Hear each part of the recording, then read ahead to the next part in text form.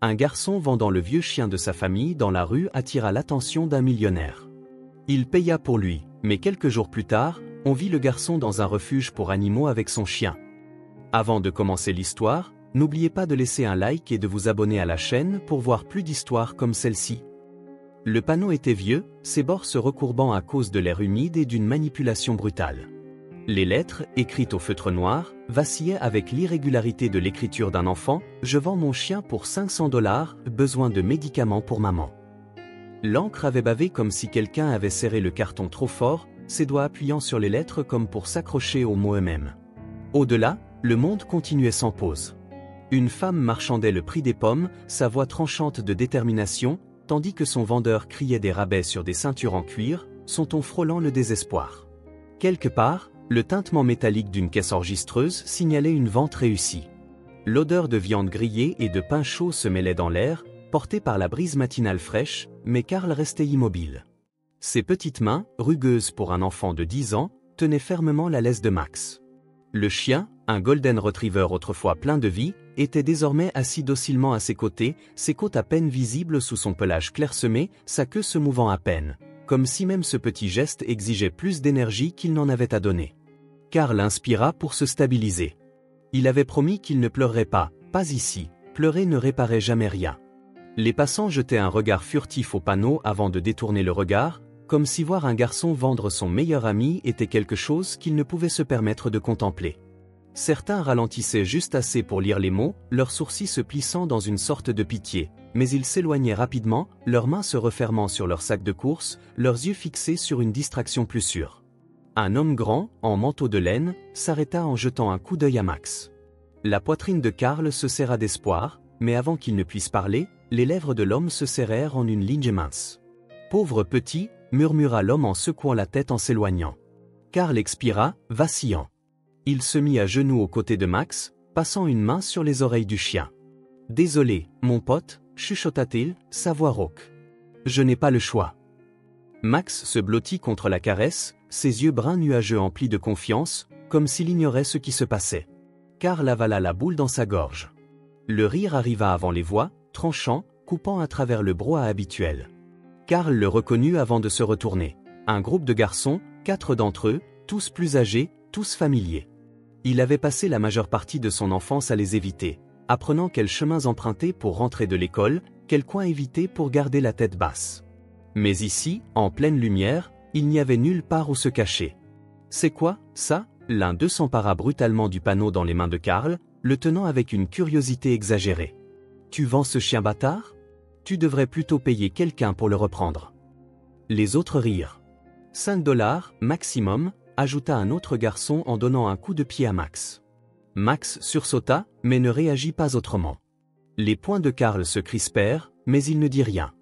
Il avait appris, très tôt, que se battre ne faisait qu'empirer les choses. Mais Max n'avait jamais appris cette leçon. Un grondement sourd s'échappa de la gorge du chien, puis, sans prévenir, il aboya fort et net, un son qui fendit le brouhaha du marché.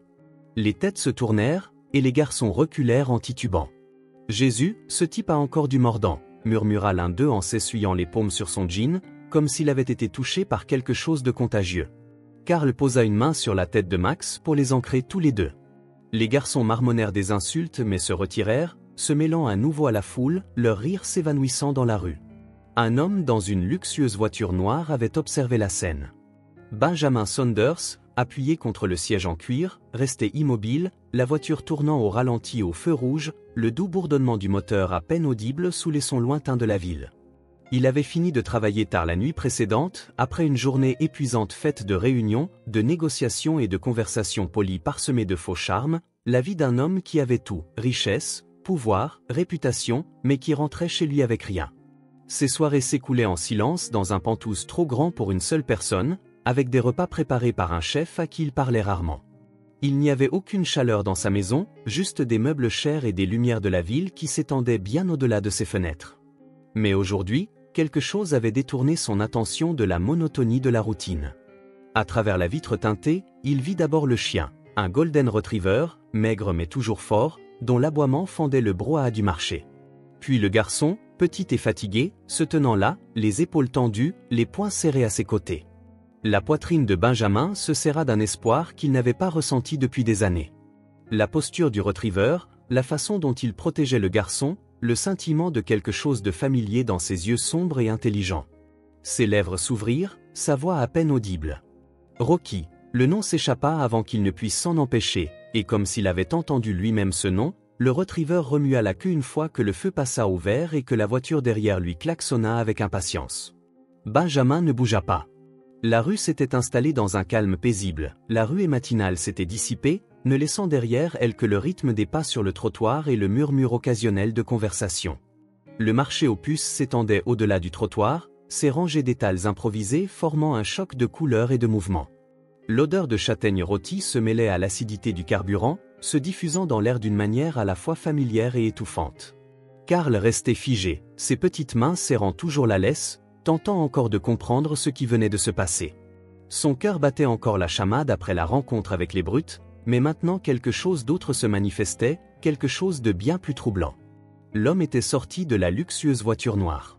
Il était plus âgé, probablement dans la soixantaine, mais se tenait avec l'assurance de quelqu'un qui n'avait jamais été ignoré dans une pièce. Sa présence était naturelle, costume taillé, chaussures vernies, une montre dont le prix dépassait probablement celui de tout le quartier de Karl. La manière dont il se mouvait, précise et délibérée, faisait tordre l'estomac de Karl d'inquiétude. Les hommes riches ne fréquentaient pas des lieux comme celui-ci. L'homme ne parla pas tout de suite, ses yeux ne se posèrent même pas sur Karl, mais restèrent fixés sur Max. La main de Karl se serra instinctivement sur la laisse, un réflexe de protection dont il ne se rendit même pas compte. Puis Max fit quelque chose d'inattendu. Le retriever, son Max, qui avait aboyé férocement sur les brutes il y a à peine quelques instants, ne grogna pas, ne recula pas. Au lieu de cela, sa queue se mit à remuer lentement et prudemment, ses oreilles se dressèrent, avec une certitude tranquille, il s'avança vers l'inconnu. Le souffle de Karl se coupa. Max renifla la main de l'homme, puis pressa sa tête légèrement contre le tissu coûteux du pantalon de l'homme. Ce n'était pas un geste de méfiance, mais de reconnaissance. La gorge de l'homme se serra, il avala, exhala d'un air chancelant, puis s'agenouilla, ignorant la manière dont son costume onéreux frôlait la poussière du trottoir. « Rocky » murmura-t-il. La réaction de Max fut immédiate. Sa queue remua plus vigoureusement, son corps trembla légèrement, comme submergé par l'émotion, ses yeux chauds, marrons auxquels Karl avait fait face chaque jour depuis 5 ans brillaient de quelque chose que Karl ne comprenait pas tout à fait. Karl recula d'un pas. Que se passait-il ? Il pouvait sentir le nœud dans son estomac se resserrer, son esprit s'emballer à la recherche d'une explication, mais rien n'avait de sens. Pourquoi cet homme appelait-il Max par un autre nom ? Et pourquoi Max répondait-il ? L'homme, toujours agenouillé, tendit ses doigts en effleurant le pelage de Max, comme s'il craignait que le chien ne disparaisse sous son toucher. La voix de Karl, plus défensive qu'il ne l'aurait voulu, sortit. « Que voulez-vous » L'homme releva enfin la tête, comme s'il venait seulement de se rappeler que Karl était là. Son visage, qui avait été impassible quelques instants auparavant, s'adoucit. Il fouilla dans son portefeuille, sans hésiter, en sortit une épaisse liasse d'argent qu'il tendit à Karl. « 1000 $, dit-il simplement, pour le chien. Le souffle de Karl se coupa. 1000 $. C'était plus que suffisant pour la médecine de sa mère, plus que suffisant pour la maintenir stable pendant au moins un mois, peut-être plus, s'il faisait attention. Mais, alors que ses doigts se crispaient instinctivement autour de la laisse de Max, quelque chose en lui se tordit douloureusement. Il baissa les yeux vers son chien, son meilleur ami, celui qui était avec lui lors du décès de son père, celui qui ne l'avait jamais quitté lorsque sa mère était trop faible pour se lever, celui qui rendait les nuits froides de leur petit appartement un peu moins solitaires. La prise de Karl sur la laisse se resserra. Il se tourna vers Benjamin, la voix hésitante. « Qu'allez-vous faire de lui » Benjamin leva les yeux, surpris par la question. « Excusez-moi » Le ventre de Karl se noua. « Vous êtes riche » murmura-t-il. « Des gens comme vous, vous achetez des choses parce que vous le pouvez. Et si vous vous lassiez de lui » Sa gorge se dessécha, mais il força les mots. « Savez-vous même comment vous occuper d'un chien » Benjamin ne répondit pas immédiatement. Son regard se détourna de Max, s'assombrissant, indéchiffrable. Il soupira, se frottant la tempe avant de regarder Karl dans les yeux. « Je ne l'achète pas pour le divertir, » dit-il doucement. « J'ai perdu quelque chose il y a longtemps, et je crois que je viens juste de le retrouver. » Karl hésita. L'argent était là, sa mère en avait besoin, mais Max ? Max avait besoin de lui. Il inspira vivement, les doigts tremblants alors qu'il commençait à desserrer la laisse. Son esprit lui criait d'arrêter, de ne pas faire cela, mais quel choix avait-il? Au moment où le tissu glissa, Max gémit brusquement et se recracha. Karl resta figé. Max s'accrocha à lui, le corps pressé contre les jambes de Karl, la queue rentrée, les oreilles plaquées, tout son être tremblant, un gémissement doux s'échappant alors que sa tête se frottait contre le ventre de Karl.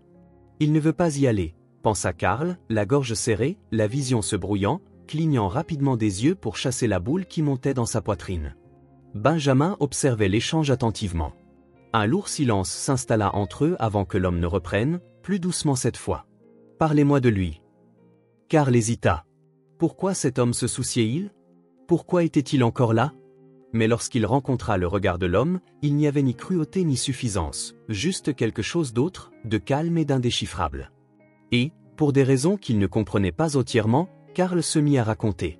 L'odeur de châtaigne rôtie persistait dans l'air frais du matin, se mêlant à l'odeur lointaine d'essence et de trottoirs humides. Le marché aux puces s'était calmé, la ruée matinale des chasseurs de bonnes affaires remplacée par celle de flâneurs lents, fouillant parmi les babioles d'occasion et les produits à moitié prix. Karl se tenait, épaules raides, les doigts toujours fermement enroulés autour de la laisse de Max, le poids de la conversation planant lourdement entre lui et l'étranger. Il sentait le regard de Benjamin sur lui, constant, attendri mais non impatient. Max se pressait contre la jambe de Karl, la queue remuant comme s'il percevait le conflit qui se préparait en lui. Karl avala fort. « Il y a 5 ans, commença-t-il, dans une animalerie qui sentait la sueur et les vieux journaux. Mon père, Arthur, m'avait pris la main et m'avait conduit devant des rangées de chiots impatients, certains à la fourrure soyeuse et aux yeux vifs, sautillant derrière les cloisons de verre, en quête d'attention. Mais Arthur passa devant tous ces chiots, s'arrêtant devant la dernière cage. À l'intérieur se trouvait un Golden Retriever hirsute, ni jeune ni petit. Son pelage était un peu irrégulier, ses oreilles légèrement abîmées sur les bords, et il avait l'air las, comme un animal trop souvent abandonné. Karl avait à peine jeté un coup d'œil à l'animal avant que son père ne se penche, tapotant doucement le verre. Le retriever leva la tête et cligna des yeux lentement, patiemment, comme s'il avait déjà fait la paix avec le destin qui l'attendait. « Celui-ci, dit Arthur, c'est lui. » Karl avait été confus, mais son père murmura, « Il est vieux. » Arthur avait ébouriffé les cheveux de Karl en souriant de ce regard tendre et connaisseur que seuls les pères savent avoir. Parfois, les meilleures choses sont celles que personne d'autre ne veut.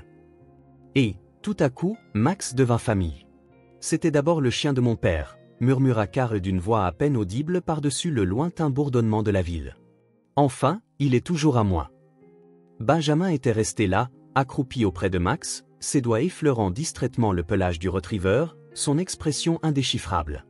Karl expira lentement, regardant ses chaussures. Max et moi, nous faisions tout ensemble. On jouait dans le parc, on courait sous les arroseurs en été, et en hiver, il dormait à mes côtés parce qu'il faisait trop froid dans notre appartement. Un petit sourire, presque hésitant, effleura les lèvres de Karl. Il se rappelait encore comment Max se recroquevillait à ses côtés, son grand corps chaleureux diffusant assez de chaleur pour rendre supportables les nuits glaciales. Puis, mon père est mort. Les mots étaient plus doux maintenant, comme si les prononcer les alourdissait. La mâchoire de Benjamin se crispa légèrement, mais il n'interrompit pas. Les doigts de Karl se crispèrent davantage sur la laisse, comme s'il tentait d'agripper quelque chose d'indicible. C'était un accident, du moins, c'est ce qu'on nous avait dit.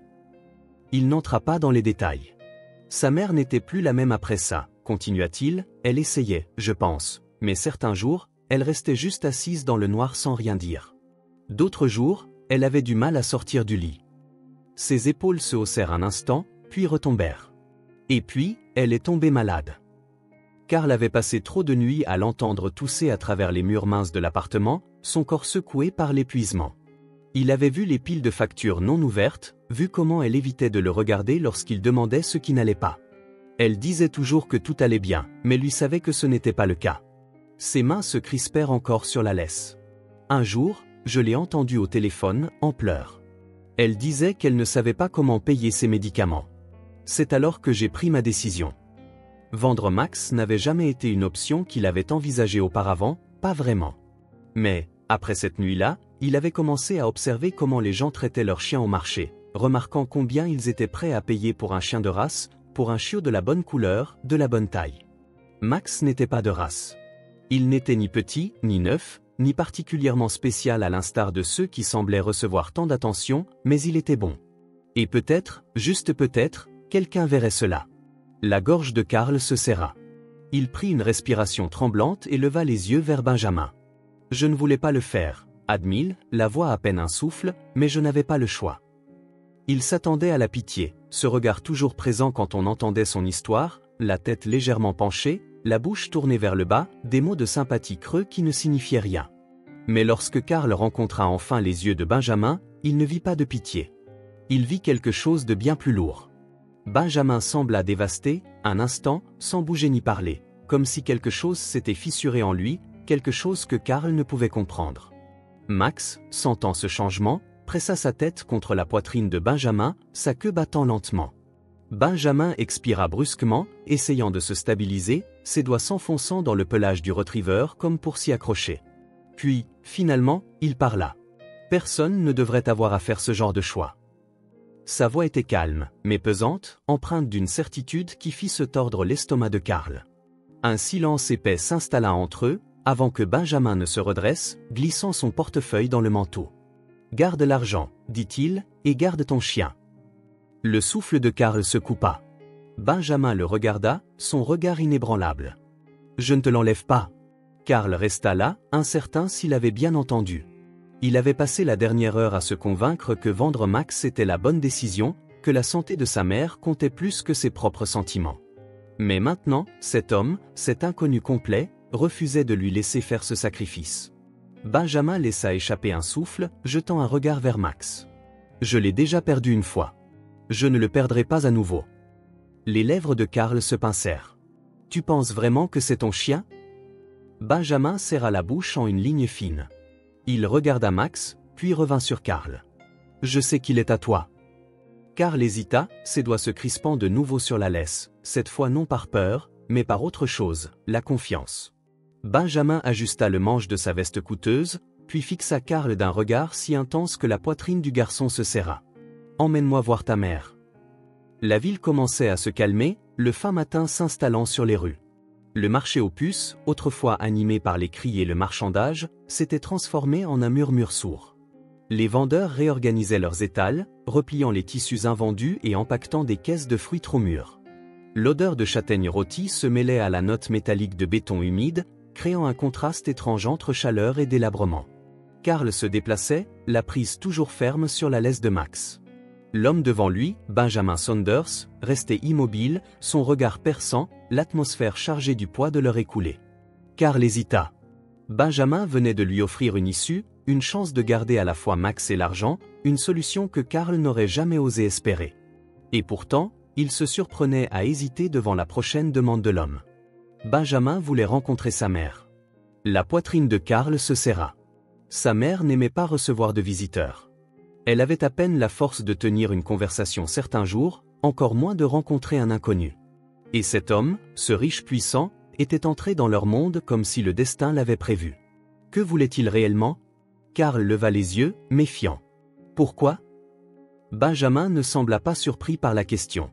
Son expression s'adoucit, mais quelque chose restait de réservé. Je veux rencontrer les personnes qui ont pris soin de Rocky. Max corrigea doucement, en jetant un regard au retriever qui se trouvait entre eux, ses oreilles dressées. Je te dois au moins cela. Karl fronça les sourcils, ses instincts le prévenant de la prudence, mais Max ne se détacha pas de cet homme, jamais. Le chien avait réagi à lui d'une manière que Karl n'avait jamais vue auparavant, et une petite partie de lui, bien que réticente, voulait croire que Benjamin disait la vérité. Pourtant, l'idée de le ramener à la maison lui semblait étrange. Karl se mordit l'intérieur de la joue. Elle ne se sent pas bien. Benjamin hocha la tête, glissant ses mains dans les poches de son manteau. Je ne resterai pas longtemps. Après une hésitation, Karl soupira, ajustant sa prise sur la laisse. D'accord, mais ne dis rien de bizarre. Un éclair d'amusement traversa brièvement le visage de Benjamin. Je ferai de mon mieux. Le chemin du retour fut long. Karl menait la marche à travers les ruelles de la ville, slalomant entre des devantures de magasins barricadés et des clôtures de chêne rouillées. Plus il s'enfonçait dans les rues, plus celles-ci changeaient. Trottoirs fissurés, détritus entassés le long des bordures, fenêtres couvertes de graffitis et d'anciennes affiches publicitaires pour des commerces désormais disparus. Benjamin se souvint qu'il n'avait pas demandé le nom du garçon. « Comment t'appelles-tu ? Je ne peux pas juste t'appeler le maître de Max. » Karl hésita lorsqu'il devait se présenter à un homme riche. Le garçon leva les yeux vers Benjamin et répondit doucement. « Karl. Ma mère s'appelle Lorraine. »« Benjamin Saunders. Tu peux m'appeler Ben si tu veux. » Karl ne répondit pas, se contentant d'un léger hochement de tête. Benjamin marcha en silence, ses chaussures vernies semblant déplacées sur le trottoir inégal, sans poser de questions ni commenter l'état du quartier. Mais Karl sentait sa présence, stable et observatrice, à ses côtés. Max trottait à leur côté, ses oreilles frémissant au moindre bruit. Enfin, ils arrivèrent devant l'immeuble de Karl. La façade était usée, les briques tachées par des années d'exposition aux intempéries et à la négligence. Les escaliers grinçaient sous leur poids alors que Karl conduisait Benjamin jusqu'au 2e étage, passant devant des portes à la peinture écaillée et des sons lointains d'anciennes télévisions grésillant à l'intérieur. Au bout du couloir, Karl s'arrêta. Il hésita un instant, puis déverrouilla la porte. À l'intérieur, l'appartement était sombre, les rideaux tirés contre la lumière du jour, l'espace à peine suffisant pour accueillir un canapé, une table basse usée et le désordre de fournitures médicales éparpillées sur le comptoir. Une odeur légère de remède à base d'herbes se mêlait à celle, plus âcre, du mobilier ancien. Sur le canapé, Lorraine était recroquevillée sous une mince couverture, le visage pâle, la respiration lente et irrégulière. Des flacons vides se succédaient sur la petite table à côté d'une tasse de thé à moitié terminée. Elle ne bougea pas à l'ouverture de la porte, son corps toujours alité. Karl avala, entrant. Les paupières de Lorraine papillonnèrent, elle tourna légèrement la tête, sa voix rauque. Karl et Benjamin pénétrèrent dans l'appartement, leur présence emplissant l'espace exigu. Benjamin parcourut la pièce du regard, scrutant chaque détail. Le mobilier minimaliste, la lettre non ouverte empilée sur le comptoir, la fragilité de la femme devant lui. Karl attendait une réaction ou de l'inconfort, peut-être de la pitié, mais l'expression de Benjamin resta inchangée. Si ce n'était une tension momentanée, aucun mot ne fut prononcé. Puis Benjamin sortit son téléphone, sans demander la permission, sans hésiter. Il s'éloigna légèrement et composa un numéro avec la même assurance tranquille qu'il avait montrée dès leur rencontre. Karl observa, incertain de ce qui se passait. Lorraine, encore engourdie, cligna des yeux, confuse. « Qui est-ce » La voix de Benjamin, basse et ferme, répondit. « Oui, j'ai besoin d'un médecin à cette adresse, immédiatement. Pas de délai. » Le ventre de Karl se noua. « Attendez, que faites-vous » Benjamin baissa son téléphone, rencontrant le regard de Karl avec une intensité qui fit se serrer le cœur du garçon. « Elle a besoin de vrais soins, dit-il simplement, et je peux aider. » Karl ouvrit la bouche, une protestation monta en lui, mais il hésita. N'était-ce pas ce qu'il voulait, après tout? Quelqu'un pour aider, pour soulager le poids qui écrasait ses épaules? Mais c'était différent maintenant. C'était réel, et cela le terrifiait. Lorraine, toujours faible, regarda entre eux, son expression indéchiffrable, trop fatiguée pour poser des questions, trop épuisée pour se défendre, mais il y avait dans ses yeux quelque chose qui n'était pas là auparavant, l'espoir. Karl avala difficilement. Benjamin glissa son téléphone dans sa poche, d'une voix calme et ferme, annonça. « L'aide est en route. » Les sirènes percèrent le silence matinal, le bourdonnement lointain de la ville momentanément étouffé par le hurlement de l'ambulance qui approchait. L'appartement, jusque-là étouffant dans son immobilité, s'anima subitement. Les ambulanciers se précipitèrent à l'intérieur, évaluant Lorraine avec une efficacité calme. Karl resta figé près de la porte, Max serré contre ses jambes, ses doigts s'enfonçant dans le pelage du chien, agrippant la seule chose qui lui paraissait encore réelle. Tout le reste n'était qu'un flou, la hâte des médecins, le murmure bas des infirmières au ton coupé, le bip régulier des machines qu'il ne comprenait pas. Benjamin avait passé le trajet au téléphone, s'exprimant d'une voix contrôlée à des inconnus. À leur arrivée, l'argent fut échangé, des formulaires furent signés en quelques minutes, et soudainement, sa mère recevait les soins qu'elle aurait dû avoir depuis toujours. Karl n'avait jamais vu quelqu'un se mouvoir dans le monde avec autant de facilité, comme si aucun obstacle ne se dressait sur son chemin. Il ignorait comment gérer un tel pouvoir. Assis à côté de lui, Benjamin restait silencieux, sa posture détendue, son regard alerte, sans gesticuler ni se perdre dans son téléphone comme d'autres personnes dans les salles d'attente. Il se contentait de rester là. Karl se tortilla, n'étant pas habitué à avoir de la compagnie dans ces moments. Pour la première fois depuis des années, il ne se sentait pas seul. Ta mère est entre de bonnes mains, finit par dire Benjamin, sa voix calme mais assurée. Karl acquiesça, fixant le sol éraflé. Un silence s'installa, lourd de pensées non dites. Après une longue pause, Karl osa demander. « Pourquoi faites-vous cela » Benjamin expira lentement. « Parce que je le peux. » Karl fronça les sourcils. Ce n'est pas une réponse. Benjamin le scruta un instant, puis détourna le regard. « C'est compliqué. » Karl ricana doucement, sans véritable mordant dans sa voix. « Tout est compliqué. » Benjamin laissa échapper un petit rire, le premier signe de chaleur que Karl avait jamais vu sur lui. Il inclina légèrement la tête. « Je voulais dire ce que j'ai dit plus tôt, j'ai perdu quelque chose il y a longtemps et aujourd'hui, je crois avoir retrouvé un morceau de ce que j'avais perdu. » Karl hésita, tentant d'assimiler le poids de ces mots. Il ne comprenait pas totalement ce que voulait dire Benjamin, mais il y avait quelque chose de sincère dans sa voix. Max, qui était resté à ses côtés, se redressa et posa doucement sa tête sur le genou de Benjamin. L'homme ne réagit pas tout de suite, puis, presque timidement, laissa ses doigts caresser le pelage du retriever pendant un long moment. Les trois restèrent là, attendant, respirant à l'unisson. La pluie commença dès qu'ils quittèrent l'hôpital, d'abord une fine bruine, puis une averse plus forte, imbibant le trottoir fissuré et transformant la lueur des réverbères en halo flou. Karl frissonna légèrement, resserrant sa veste, ses pieds traînant tandis qu'il traversait le parking. Max trottait à côté de lui, son pelage humide, sa queue battant en secouant l'eau. Benjamin ne le pressa pas, marchant à un rythme régulier, son parapluie incliné juste assez pour couvrir à la fois lui et le garçon. Il avait pris sa décision bien avant de quitter l'hôpital, mais il savait qu'il devait avancer avec prudence. Karl se méfiait de lui, il avait accepté son aide par nécessité, mais la confiance était autre chose. Ils atteignirent la voiture, une berline sombre et élégante, stationnée soigneusement au bord du trottoir. Karl hésita avant de monter, passant ses doigts dans le pelage mouillé de Max, comme pour se rassurer. Benjamin referma le parapluie et s'installa au volant. Le silence dans la voiture était lourd, ponctué seulement par le martèlement rythmique de la pluie contre les vitres. Karl regarda ses mains, l'esprit en ébullition. « On va où » demanda-t-il enfin. Benjamin ajusta le rétroviseur avant de répondre. « Pas en retour à ton appartement. » Karl releva brusquement la tête. Benjamin garda cependant les yeux fixés sur la route en s'engageant dans la circulation. « Ta mère aura besoin de soins appropriés une fois sortie, et tu ne devrais pas rester seul là-bas. » Karl fronça les sourcils. « Je peux m'en occuper. » Les doigts de Benjamin se crispèrent sur le volant, mais son ton resta posé. « Tu ne devrais pas avoir à le faire. » Karl se détourna vers la fenêtre, regardant la ville défiler en flou.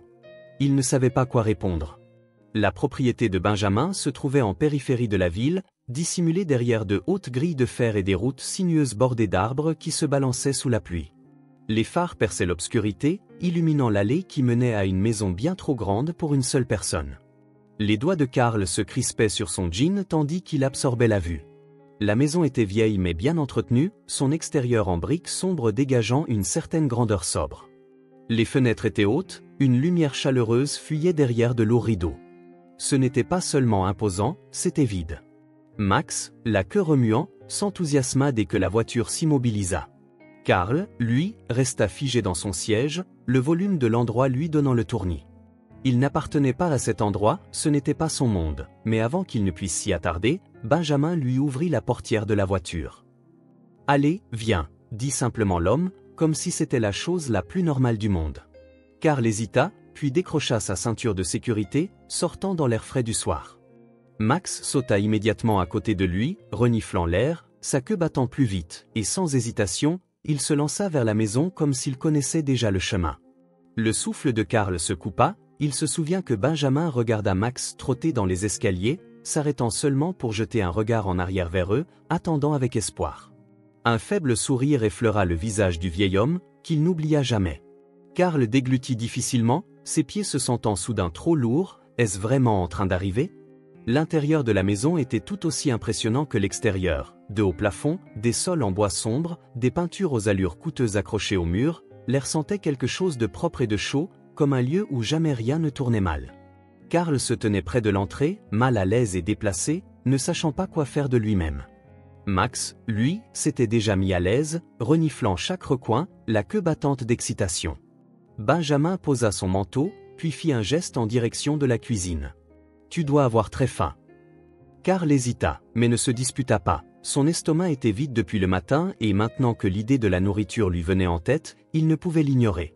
Quelques minutes plus tard, il était assis à la plus grande table à manger qu'il ait jamais vue, avec devant lui une assiette de nourriture chaude, de la vraie nourriture, pas du pain rassis, pas quelque chose réchauffé au micro-ondes dans un récipient en plastique, mais de la nourriture véritablement fumante et bien cuite. Au début, Karl mangeait en silence, son esprit rattrapant encore les événements de la journée.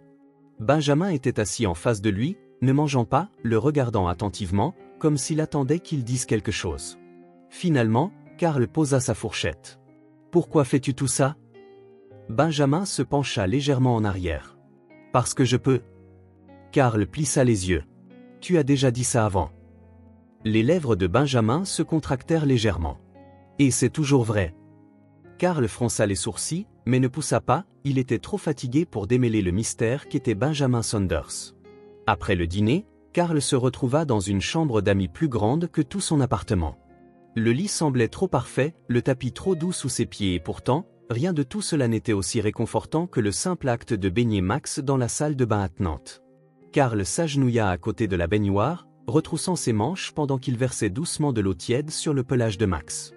Le retriever soupira, se penchant contre la caresse, comme si le poids des derniers jours se lavait avec la mousse. Karl frotta soigneusement, rinçant la crasse, ses mouvements lents et délibérés. Max le méritait après tout.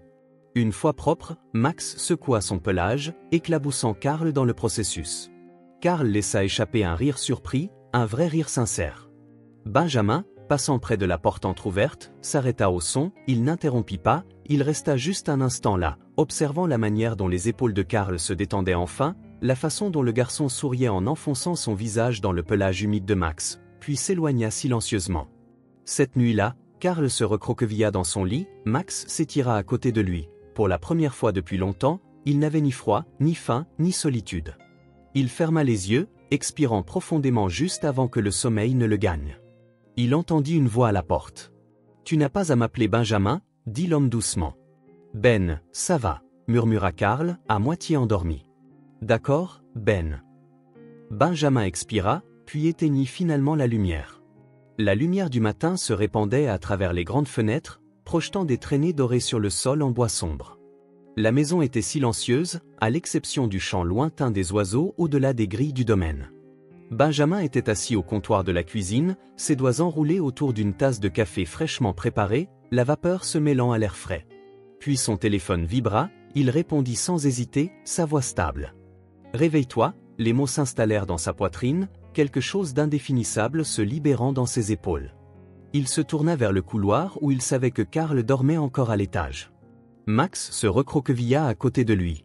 Quelques minutes plus tard, Karl se frottait les yeux en descendant en titubant, encore à moitié vêtu de la grande chemise de la nuit précédente. Max trottinait derrière lui, la queue battante langoureusement.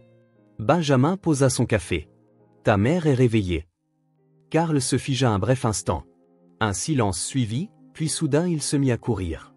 La chambre d'hôpital était silencieuse à leur arrivée, mais Karl n'attendit pas, dès qu'il vit Lorraine assise, il se précipita dans ses bras. « Maman, je suis là !» s'exclama-t-il. Lorraine, surprise, murmura doucement.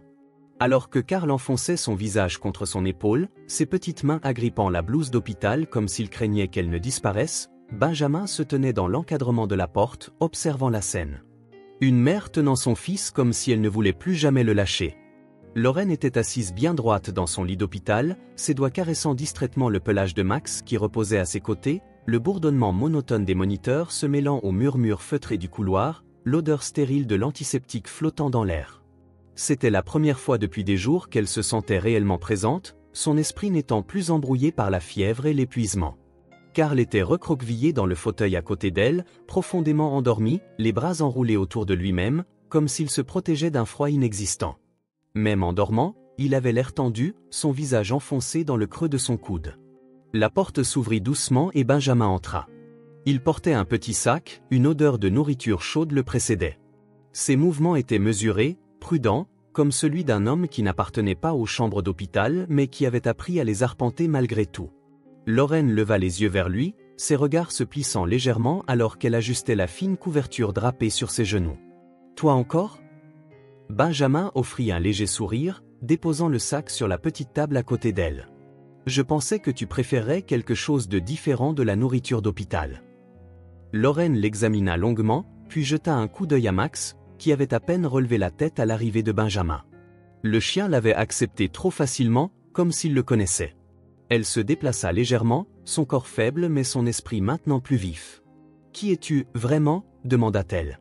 Benjamin tira une chaise, s'asseyant, les coudes reposant sur ses genoux. « Benjamin Saunders, dit-il d'un ton égal, mais tu peux m'appeler Ben. » Lorraine laissa échapper un petit rire sec. « Ce n'est pas ce que je voulais dire. » Benjamin expira puis jeta un regard vers Max, sa main s'étendant, ses doigts caressant le pelage du retriever, et Max s'inclina contre la caresse comme s'il la trouvait familière. « J'étais son premier propriétaire, » admit Benjamin. Le souffle de Lorraine se coupa, les mots s'installant entre eux, lourds et inébranlables pendant un long moment. Lorraine resta silencieuse, ses doigts se resserrant légèrement dans le pelage de Max, sa gorge se serrant. « Je ne le savais pas, » murmura-t-elle. Benjamin hocha la tête. « Je l'ai perdu il y a des années, je pensais ne jamais le revoir. » Sa voix était calme, mais il y avait quelque chose de brut dessous. « Puis je l'ai retrouvé avec toi. » Lorraine détourna le regard, son esprit la ramenant déjà au passé, à Arthur, au jour où il était rentré chez eux avec un vieux retriever ébouriffé, le visage illuminé par quelque chose qu'elle n'avait pas vu depuis longtemps, la paix. « Je sais qu'il n'est pas très beau, » avait dit Arthur en grattant derrière les oreilles de Max, « mais il a une belle âme. » Lorraine avala difficilement. Arthur a toujours eu ce don de voir la valeur dans ce que les autres négligeaient. Elle s'éclaircit la gorge, essayant d'arracher une voix plus assurée. « Mon mari, Arthur, il a ramené Max un jour, en disant qu'il voulait que Karl ait un ami. » Benjamin écouta, son regard impassible, ne révélant rien. « Il ne m'a jamais dit d'où il venait, » continua Lorraine, « juste qu'il avait l'impression qu'il appartenait à notre famille. » Benjamin hocha lentement la tête, comme si les pièces commençaient à s'assembler. Lorraine laissa échapper un souffle léger. Arthur avait toujours ce don de trouver ce qui devait être sauvé. Un long silence s'installa, seulement troublé par le bip régulier des moniteurs. Puis, comme si les mots attendaient leur moment, Lorraine chuchota, « Il ne buvait jamais. » La tête de Benjamin se pencha légèrement. « Quoi ?» Elle expira brusquement en détournant le regard. Le rapport de police disait qu'il avait bu la nuit de l'accident. Sa voix tremblait. Mais il ne buvait jamais excessivement, il touchait à peine à l'alcool, et pourtant ils m'ont dit qu'il était ivre, disant que c'était pour ça qu'il avait eu cet accident. Le visage de Benjamin se crispa. « Et tu les as crus ?» Lorraine rit, mais il n'y avait aucune joie dans ce rire. « Que pouvais-je faire ? J'étais en deuil, j'étais seul, et quand on se noie, on ne remet pas en question les mains qui nous tirent sous. » Benjamin se rassit, frottant ses cheveux avec ses doigts, pensif. « Ça n'avait aucun sens, » murmura Lorraine. La chronologie ne colle pas, il venait juste de finir son travail. Elle secoua la tête. Il y avait quelque chose qui clochait. Benjamin l'observa attentivement, puis, après une longue pause, prit sa décision. « Si tu veux la vérité, dit-il d'une voix stable, je la découvrirai pour toi. » Lorraine retint son souffle, l'espoir scintillant dans ses yeux fatigués, fragiles, hésitants mais réels. Elle hocha la tête presque à contre-cœur, comme si elle avait peur de croire en cette possibilité. Benjamin ne dit rien d'autre, il se contenta de se lever, sortant son téléphone de sa poche.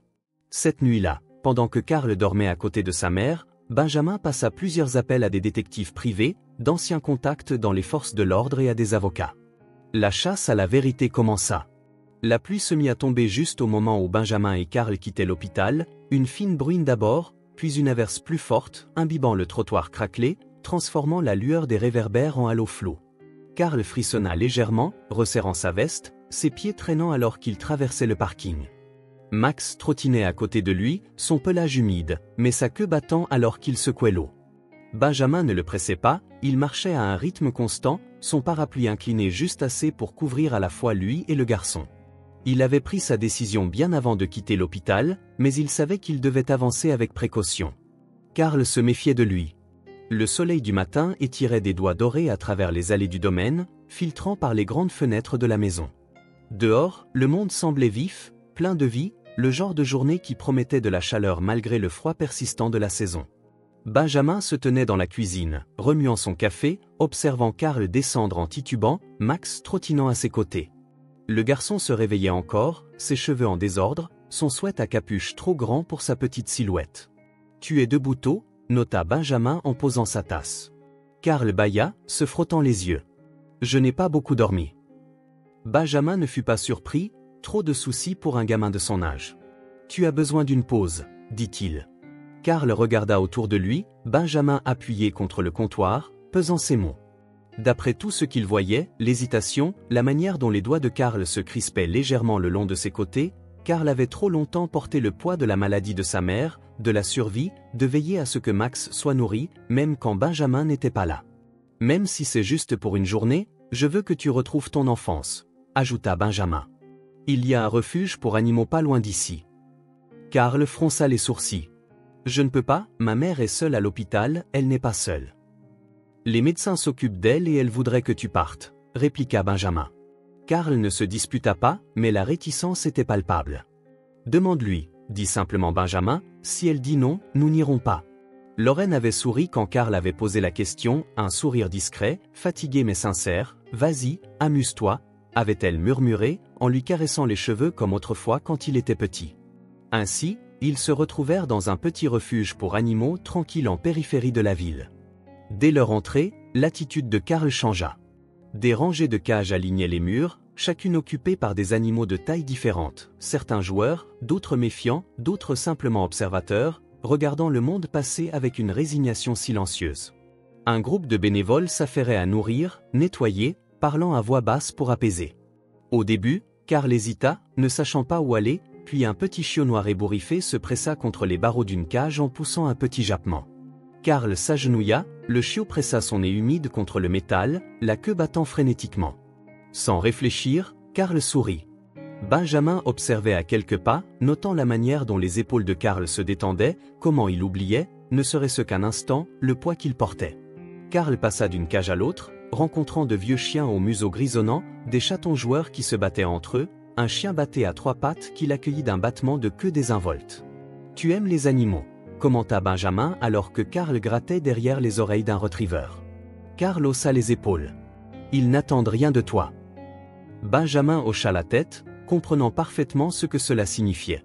Pendant près d'une heure, Karl rit, joua à la corde avec un chiot, lança une balle à un vieux berger allemand qui avait encore le cœur d'un chiot, et aida même l'un des bénévoles à remplir des bols d'eau.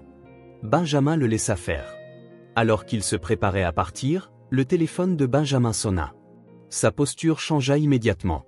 Karl, toujours accroupi près d'un hound endormi, remarqua que Benjamin ne répondit pas immédiatement, il sortit à l'extérieur, d'une voix basse et mesurée, pressant le téléphone contre son oreille, « Allez-y ».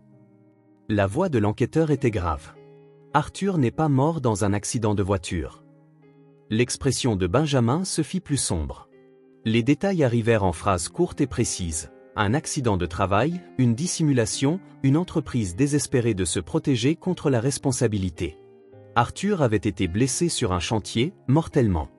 Au lieu d'assumer, ses employeurs avaient fabriqué un mensonge, ils l'avaient placé dans sa voiture, mis en scène une scène, et laissé le monde croire qu'il n'était qu'un autre conducteur ivre ayant mal tourné. Benjamin expira lentement, ses yeux se posant sur les fenêtres du refuge où, à l'intérieur, Karl jouait encore, riant, inconscient. Comment était-il censé lui dire? Ce soir-là, Benjamin s'assit près du lit de Lorraine à l'hôpital. Karl était allé chercher un encas au distributeur, les laissant seuls. Lorraine pouvait sentir que quelque chose n'allait pas avant même que Benjamin ne parle. « Dis-moi » dit-elle d'une voix posée. Benjamin ne détourna pas le regard. « Arthur n'était pas ivre », poursuivit-il, ses mots précis mais doux. « Il est mort sur le chantier, et l'entreprise a tout couvert. » Un silence s'installa, puis Lorraine se mit à agiter sa main, agrippant la barre du lit, sa respiration irrégulière. Benjamin se pencha vers elle, sa voix tranchante mais calme. Lorraine essaya de respirer, mais elle n'y parvenait pas. Pendant des années, je me suis blâmé, j'ai blâmé Arthur. Je m'étais convaincu que c'était de sa faute, qu'il avait fait une erreur que j'étais trop aveugle pour voir venir. Mais maintenant, ce n'est plus vrai, nous avons été trompés, et le chagrin, la rage, étaient insupportables. Ses doigts tremblaient. Ils l'ont laissé mourir. Benjamin ne nia pas. Lorraine inspira vivement, secoua la tête, les yeux embués entre la fureur et la douleur. « Je les ai crus, dit-elle. » Le moniteur cardiaque s'emballa. La respiration de Lorraine devint superficielle, ses mains agrippant les draps, son corps tremblant, son visage se décolorant alors que le poids des mots de Benjamin s'enfonçait dans ses os. Le bip des machines s'accéléra. Benjamin se leva d'un bond, sa chaise raclant le sol de l'hôpital. Lorraine ouvrit la bouche, sans produire de son, puis soudain son corps se projeta en avant, les machines hurlèrent, la porte s'ouvrit brusquement alors que des infirmières se précipitaient, transformant le calme en chaos, des mains gantées agrippant les bras de Lorraine, un médecin criant des ordres, mais le murmure d'une urgence maîtrisée emplissait l'air. Quelqu'un attrapa un masque à oxygène. Karl entra juste à temps pour voir sa mère s'effondrer contre le lit. Son monde se brouilla. « Maman !» Sa voix se brisa, ses mains se serrant en poing, mais ses jambes semblaient gelées, trop lourdes pour bouger. Max s'approcha, les oreilles aplaties, la queue basse. Une infirmière s'avança, bloquant le passage de Karl pendant que les médecins s'affairaient. « Mon chéri, tu dois sortir, dit-elle. »« Non », étouffa Karl, secouant la tête violemment, refusant. Sa mère était là, mais il ne pouvait l'atteindre, ne pouvait l'aider. Des larmes brûlaient derrière ses yeux, sa poitrine se serrait d'une douleur brute et étouffante. Une main se posa fermement sur son épaule.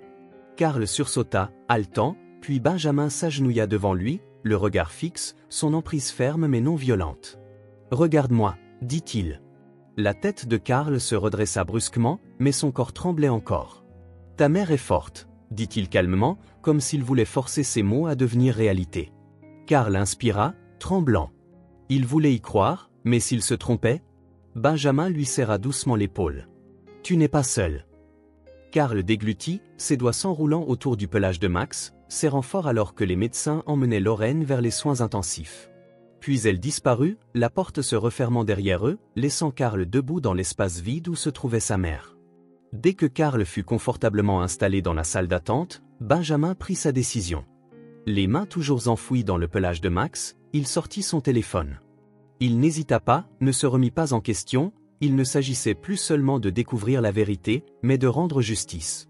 Lorsqu'il sortit dans l'air froid du soir, son esprit s'activait déjà pour les prochaines étapes. Arthur avait été assassiné par négligence et quelqu'un devait en répondre. Pendant les 3 jours suivants, Benjamin travailla sans relâche, il sollicita des services, fouilla dans des dossiers, rencontra d'anciens contacts dans les forces de l'ordre, certains réticents, d'autres volontaires, tous conscients que son influence dépassait ce qu'ils étaient prêts à admettre. Il retrouva d'anciens ouvriers du chantier, des hommes qui avaient été soudoyés, réduits au silence ou simplement trop effrayés pour parler. Certains refusèrent de s'exprimer, mais d'autres consentirent et les récits concordaient, des conditions de travail dangereuses, des raccourcis, une date limite précipitée qui avait conduit à un accident que personne ne voulait admettre, et au cœur de tout cela, une puissante entreprise avec trop à perdre. L'équipe juridique de Benjamin rassembla les preuves, des relevés financiers, des rapports antidatés, des emails internes contredisant les déclarations officielles, la preuve que l'entreprise avait non seulement dissimulé la mort d'Arthur, mais avait agi ainsi à plusieurs reprises. Et Benjamin allait tout faire brûler. Pendant ce temps, Karl refusait de quitter le chevet de Lorraine. Elle avait survécu à l'opération, mais son corps était faible, fragile, les médecins l'avaient averti, il lui faudrait du temps. Elle n'est pas encore sortie d'affaire, disait-on. Karl s'en fichait. Chaque matin, il se blottissait dans le fauteuil à côté de son lit, lui racontant des histoires sur Max, sur l'école, sur les chiens du refuge. Même quand elle ne pouvait pas répondre, il continuait à parler, au cas où elle l'entendrait.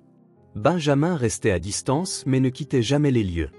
Il travaillait depuis le salon de l'hôpital, prenant des appels, rencontrant des avocats, s'assurant que chaque fil ne restait pas en suspens. Chaque jour, il apportait de la nourriture à Karl. Certains jours le garçon mangeait, d'autres non. Puis, le 4e jour, Lorraine se réveilla. Ce fut lent au début, un battement de cils, un souffle à peine audible, puis ses doigts se mirent à bouger contre la couverture. Et quand Karl murmura « Maman », ses yeux s'ouvrirent enfin. Le soulagement fut si intense que Karl éclata en sanglots. Lorraine était faible, mais elle était là. Ce même soir, Benjamin revint avec la nouvelle, c'était fini. L'entreprise avait été exposée. Les dirigeants avaient démissionné, des enquêtes criminelles avaient débuté, les tribunaux avaient statué en faveur d'une compensation pour Lorraine et Karl, et le nom d'Arthur était blanchi. Karl écouta, les doigts se serrant sur la main fragile de sa mère. Les yeux de Lorraine étaient humides, ses lèvres légèrement entr'ouvertes, stupéfaites. Benjamin posa le dossier sur la table de l'hôpital. Le règlement sera viré sur ton compte d'ici la fin de la semaine, dit-il d'une voix posée, mais avec une finalité indiscutable. C'est terminé. Lorraine expira, tremblante. Elle regarda la pile de documents juridiques et de règlements financiers, preuves froides et imprimées que la justice avait été rendue. Mais la justice, aussi juste soit-elle, ne pouvait pas ramener Arthur. Benjamin le savait, Karl le savait, Lorraine le savait, et pendant longtemps, la pièce resta silencieuse. Karl fut le premier à parler. Et maintenant, quoi?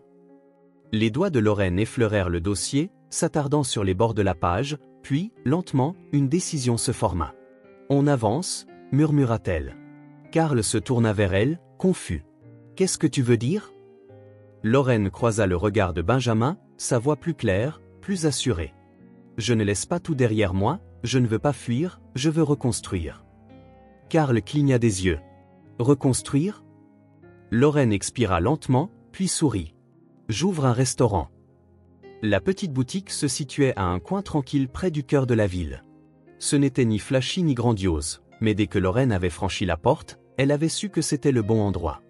Avec l'argent du règlement, elle avait acheté l'endroit et l'avait rénové avec soin, pas de manière extravagante, mais chaleureusement, un lieu où les gens pourraient se rassembler, où la nourriture aurait le goût de la maison. Karl apprit à cuisiner aux côtés de sa mère, il passait ses après-midi après l'école à essuyer les tables, à aider en cuisine, à saluer les clients réguliers. Il souriait davantage. Max devint naturellement le gardien officieux du restaurant, chaque client étant accueilli par une queue qui battait et des yeux pétillants. Et Benjamin resta, non pas de manière imposante comme un homme ayant imposé sa présence dans leur vie, mais de façon discrète et régulière. Il venait souvent, sous prétexte de vérifier des permis commerciaux ou des déclarations fiscales, mais Lorraine y voyait clair. Un soir, alors qu'elle essuyait le comptoir, elle jeta un coup d'œil vers Benjamin, assis à sa place habituelle près de la fenêtre, une tasse de café à la main. « Tu n'as pas à faire semblant d'avoir des affaires à vérifier, » dit-elle sèchement. Benjamin haussa un sourcil. « Peut-être que j'aime le café. » Lorraine esquissa un sourire en coin. « Tu ne bois pas de sucre. » Benjamin laissa échapper un petit rire en posant sa tasse, son regard se posant sur Karl qui riait derrière la caisse pendant que Max somnolait à ses pieds. « Peut-être que j'aime simplement être ici. » Les mains de Lorraine s'immobilisèrent un instant sur le comptoir. Aucun d'eux ne parla, puis elle sourit doucement. Benjamin avait trouvé quelque chose dans cette famille, quelque chose dont il ne savait pas qu'il avait besoin, et il n'allait nulle part.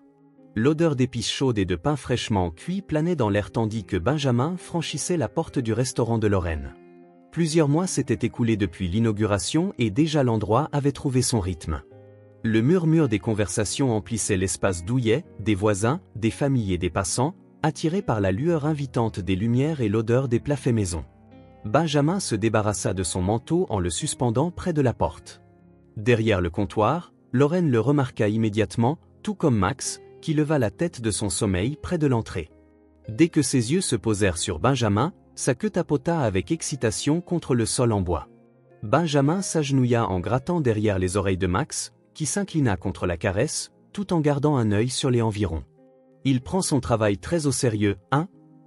Lorraine, essuyant ses mains sur un torchon, sourit.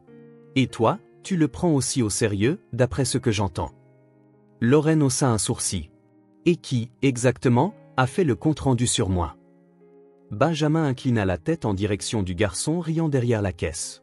Karl était en train de rendre la monnaie à un client, ses mouvements fluides et assurés, il était devenu à l'aise dans cet endroit, se déplaçant avec une confiance que Benjamin ne lui avait jamais vue auparavant. Lorraine suivit le regard de Benjamin. Pendant un moment, elle ne dit rien, puis, doucement, elle sourit, s'installant à une table près de la fenêtre. « Tu sais, » dit-elle, comme si elle connaissait déjà la réponse. Benjamin acquiesça d'un signe de tête et s'installa à sa place habituelle, observant le restaurant autour de lui, une femme portant des assiettes de plats fumants en se dirigeant vers une table en attente, un groupe d'adolescents serrés dans une banquette dans un coin, riant entre deux bouchées, un jeune père aidant sa fille à découper ses crêpes. Il y avait ici une vie gagnée avec chaleur et constance, et pour la première fois depuis longtemps, Benjamin se rendit compte qu'il appartenait ici aussi. Après le dîner, Benjamin trouva Karl attendant près de la porte, tirant sur sa veste. « Gare ?» demanda le garçon en levant les yeux, attendant. Benjamin laissa échapper un petit rire. « Tu ne te lasses jamais, n'est-ce pas ?» Karl sourit. « Non. » Max aboya une fois, comme pour approuver l'idée. Lorraine, essuyant le comptoir, leva les yeux. « Ne le laisse pas te convaincre d'adopter un autre chien, dit-elle. Benjamin sourit. « Je ne promets rien. » Karl riait déjà en prenant la tête pour sortir. Le parc était calme à cette heure, baigné dans les teintes douces du crépuscule. Karl courait en avant, Max bondissant derrière lui, sa queue battant frénétiquement tandis que Karl lançait une balle dans le champ ouvert. Le retriever se précipita après, disparaissant dans la lumière déclinante. Benjamin regardait de loin, les mains dans les poches de son manteau. Lorraine se tenait à côté de lui, les bras croisés, la brise fraîche du soir effleurant ses manches. Pendant un moment, aucun ne parla, ils se contentèrent d'observer Karl rire, vraiment rire, pendant que Max courait après la balle, et, le temps d'un instant, le poids du passé semblait pouvoir être laissé derrière eux. Lorraine murmura, à peine audible, « Il est heureux ». Benjamin acquiesça doucement. « Il le mérite ». Lorraine se tourna vers lui, en étudiant son expression, elle vit comment il regardait Karl, cette protection discrète, ce soin tacite, la manière dont il s'intégrait dans leur vie, non par obligation mais par choix. Et soudain, elle comprit. Il n'était pas nécessaire de le dire, pas plus qu'il n'en avait besoin. C'était « chez soi ». La voix de Karl résonna dans l'air alors que Max revenait en bondissant, déposant la balle à ses pieds avant de se frotter contre lui. Lorraine sourit, Benjamin aussi, et tandis que le dernier rayon du jour disparaissait. Si ce film touche ton cœur, laisse ton empreinte avec un like et n'oublie pas de t'abonner à notre chaîne pour explorer encore plus d'histoires pleines de sens avec nous. Et si tu as aimé cette histoire, partage-la avec tes amis sur WhatsApp et maintenant partage tes sentiments avec nous et raconte-nous tes propres histoires. Chaque mot que tu partages est une pierre à l'édifice qui aide à créer notre communauté forte et durable. Ensemble, nous créerons un espace chaleureux où chacun pourra partager et se connecter. Enfin, ne manque pas les histoires incroyables à venir, nous sommes toujours là pour te proposer les meilleures sélections, pleines de valeurs profondes tout en restant divertissantes. À bientôt!